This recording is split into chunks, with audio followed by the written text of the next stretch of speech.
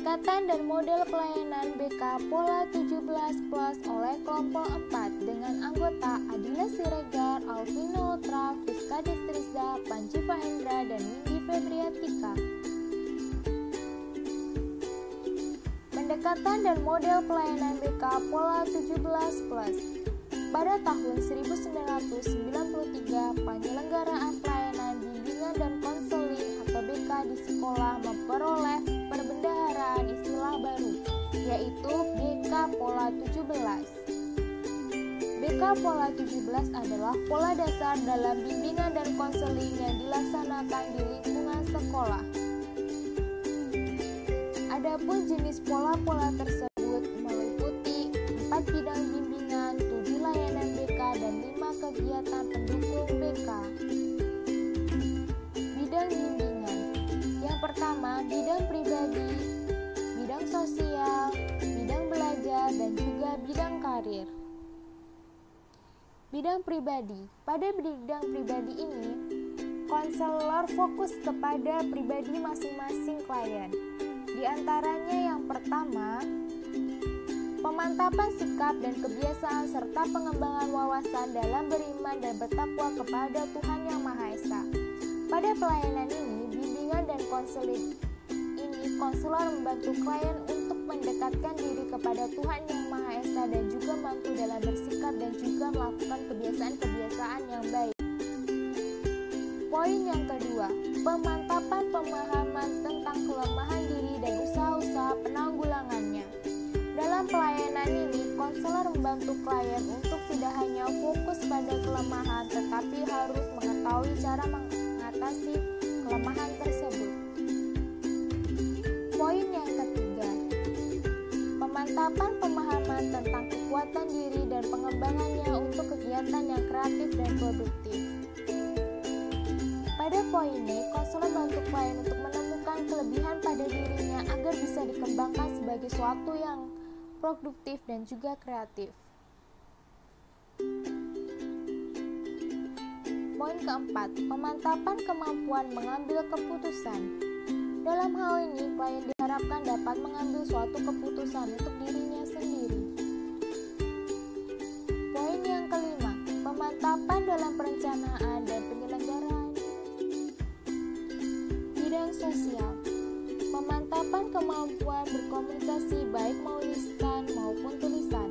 Dalam hal ini, kalian akan dibantu untuk dapat berkomunikasi secara lisan maupun dengan tulisan. Poin kedua, pengembangan kemampuan bertingkah laku dan berhubungan sosial baik di rumah, di sekolah maupun di masyarakat. Dalam berhubungan sosial, konselor membantu klien untuk dapat menyesuaikan diri untuk bertingkah laku pada lingkungan yang berbeda. Poin ketiga, pemantapan hubungan yang dinamis dan harmonis serta produktif dengan teman sebaya. Pelayanan ini membantu klien untuk dapat melakukan hubungan yang baik dengan teman sebayanya.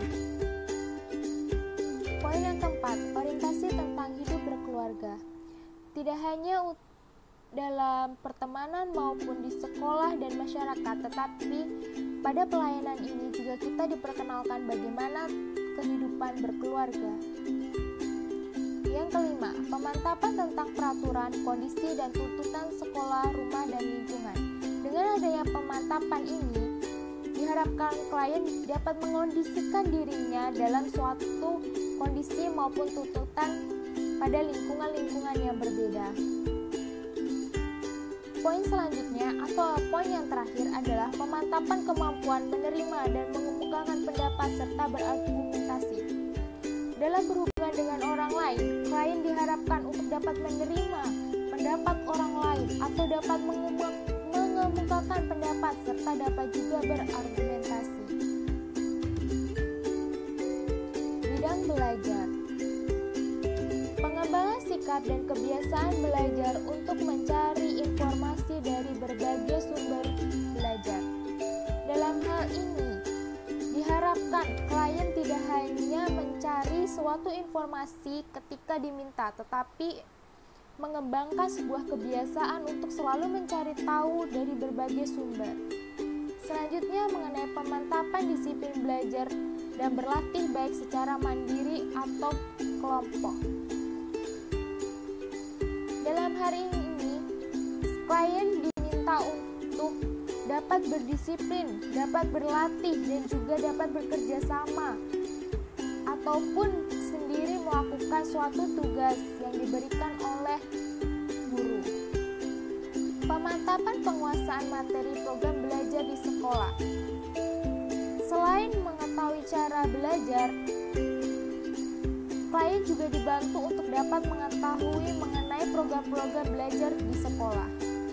Poin selanjutnya yaitu mengenai pemantapan pemahaman dan pemanfaatan kondisi fisik, sosial, dan budaya serta pengetahuan mengenai lingkungan sekitar dan masyarakat. Jadi, di sini klien juga harus peka bagaimana cara memanfaatkan suatu kondisi fisik, sosial, dan juga budaya yang terdapat di lingkungan sekitar dan juga terdapat di masyarakat, sehingga dapat memanfaatkan itu menjadi suatu karya ataupun segala sesuatu yang dapat bermanfaat nantinya. Dan yang terakhir yaitu orientasi dan informasi tentang pendidikan yang lebih tinggi.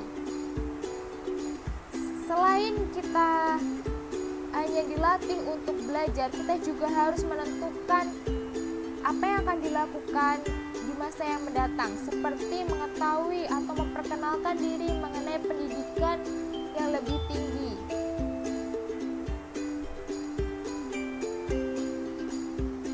Bidang karir, pemantapan informasi tentang kondisi tuntutan dunia kerja dan juga jenis-jenis pekerjaan. Sebelum memasuki bidang kerja atau menentukan apa yang ingin dilakukan, konselor membantu klien untuk mengetahui bagaimana kondisi mengenai dunia pekerjaan dan juga macam-macam jenis pekerjaan, sehingga klien bisa menentukan apa yang harus dilakukan ke depannya. Pemanfaatan cita-cita karir sesuai dengan bakat, minat, dan kemampuan.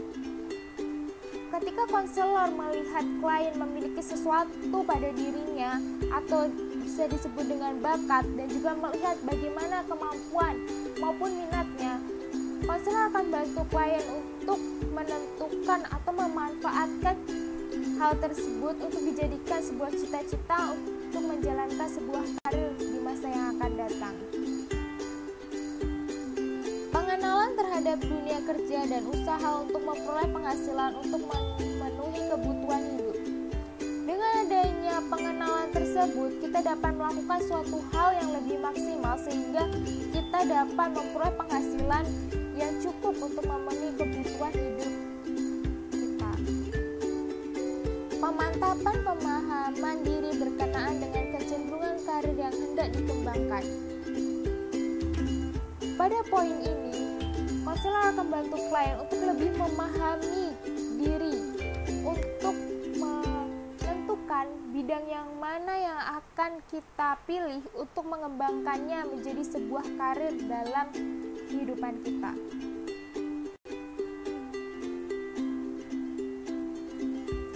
Sekian dan terima kasih.